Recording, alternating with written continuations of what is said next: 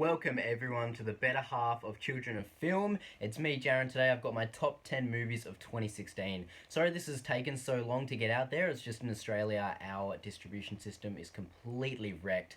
We didn't get Moonlight, Silence, Hidden Figures, Fences, lots of these Oscar movies that I really wanted to see before I made my list until like even just 2 days ago is when I saw Silence, a week ago is when I saw Hidden Figures, etc. So finally I'm bringing you this list. This is going to be a short version. We're going to do a much more expanded version of my list and Jacob's list combined on our podcast, which is going to be coming out next week because Jacob's seeing all these movies this week. And once again, this is my opinion, my top 10. I know to some people watching this, they're already typing, fuck you, your opinion is wrong. And I mean, you're allowed to say that if you want, that's your opinion. You're a fuckwit, but you are allowed to say it. So here's my list. Take a look, and I hope you enjoy. First up, I have a bunch of honourable mentions. Here we go. These are the movies that were pretty much in my top 10 the whole year and were each individually kicked out as we went along. They start with Popstar, Never Stop Never Stopping, A Monster Calls, Lion, Kubo and the Two Strings, The Founder, The Conjuring 2, Nocturnal Animals, Deadpool, and last but not least, Patriots Day. Now, yes, movies like Lion, which I gave a 5 out of 5 to, I look back when I ended up making this list, and even though I still stand by that, I'm like, you know what, in years to come, I'm going to like this more than this, and right now, it's kind of sliding down for me. It doesn't have that replay value, etc. That's why it's not on there. Some movies I gave a 4.5 out of 5, maybe up there at the top. It's just how I feel about them now, which is definitive. I've thought about it. It's taken me a long while to get these in exact order, but this is how I like it. Let's get started with number 10. Number 10 is Sing Street. Now, Sing Street I absolutely loved. I didn't see it in the cinema. I did see it at home, though. It's really, really sweet. It has fantastic child performances by these teenagers. They've got great chemistry. They're all witty. They all have some really good banter. They make this band so this kid can fall in love with a girl, and it's so sweet and really nice. The songs are actually really good. They get better and better as they go, which just advances the plot and makes it feel more realistic. It has great original songs, and it's good for the whole family. Now, my number 9 is Everybody Wants Some. Now, Everybody Wants Some is a movie that's not good for the family, but it is good for me. It's exactly what I love. It's a movie about nothing and a movie about everything. It's a Richard Linklater film in the veins of Dazed and Confused, although I like this one a tad even more, which is why it made my list. This movie is so fun. It has such amazing characters. All these characters have such great chemistry. It's just a baseball team, trying to hit up girls, drinking beer, playing baseball, just being bantery the whole way through, going to parties. It gets really philosophical and also just really silly. A guy hits a baseball in half with an axe. It's fantastic. Go watch Everybody Wants Some. I love it.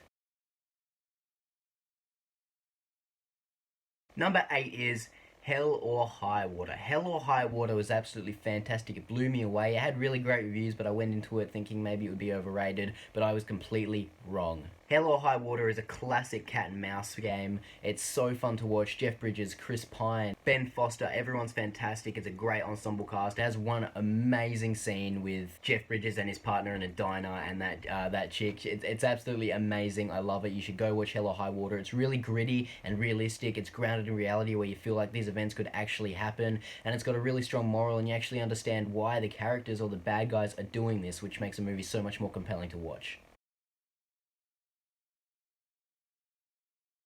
My number 7 is Deepwater Horizon. Deepwater Horizon is up this high because it hit me emotionally. I cried just about 2 times in this movie towards the end and towards, the 3/4 mark. This movie floored me. I did not expect it at all. I loved all the characters. They all had really great character depth, even though they'd only been up for an hour. They all have outside lives. We know about these guys. They were real people too, so it has that much more of an emotional punch. The effects are fantastic. Even people that I didn't know could act were fantastic in this movie. I absolutely love it. Mark Wahlberg gives it such a nuanced performance about just a regular guy who's in this unfortunate event and he wants to get home to his family. That's the driving force of the movie, and it's why I love it.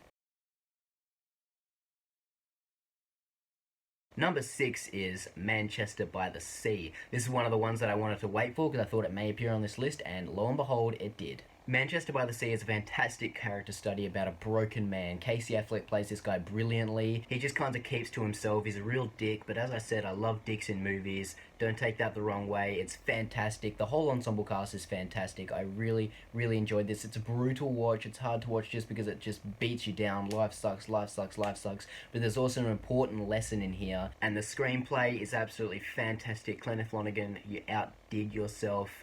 This should not be missed.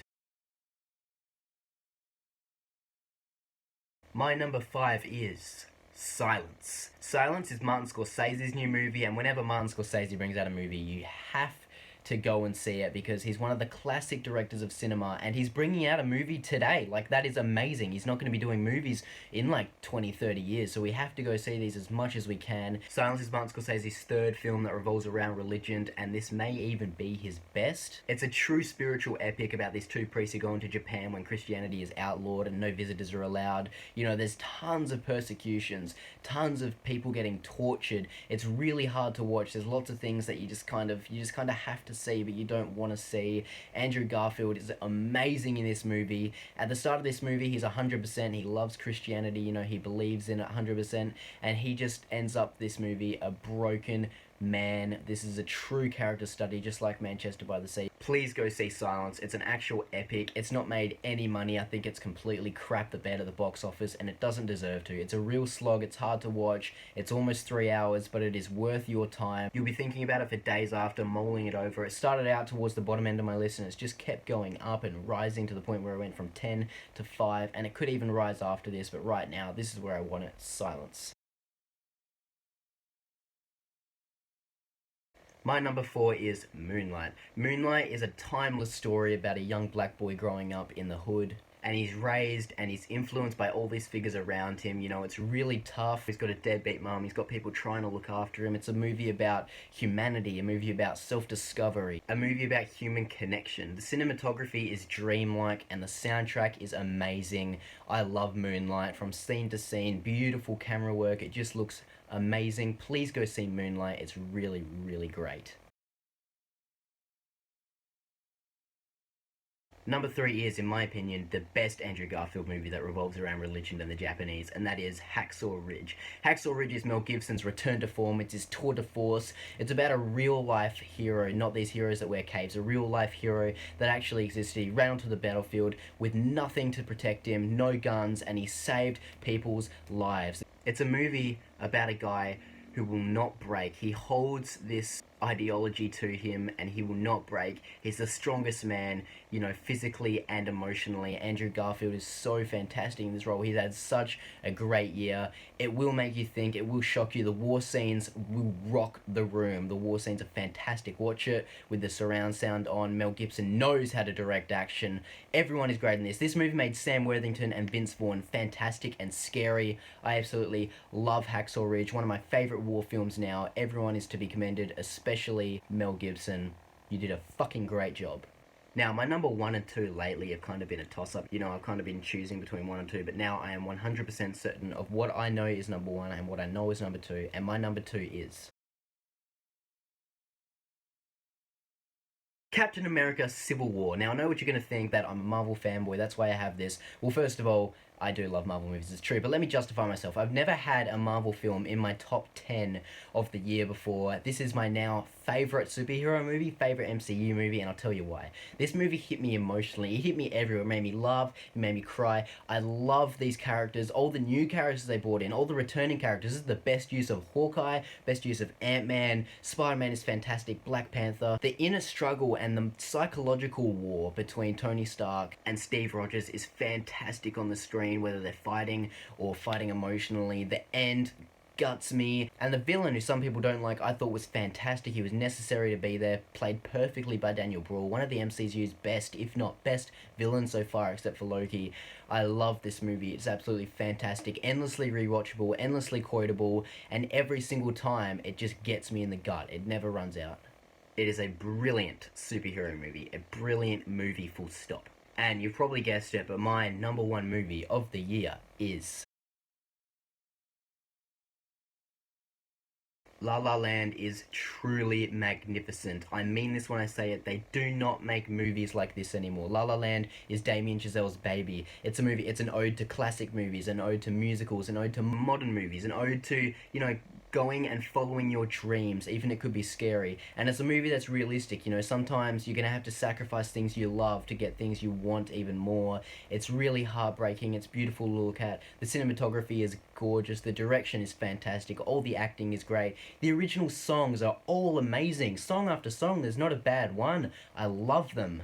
This is a future classic. People are going to be talking about this like Singing in the Rain in the future. I know it's got a lot of backlash now because it got overhyped for some people and overpraised, whatever the fuck that means. But no, La La Land is absolutely amazing. Please go see it. You will regret it if you don't.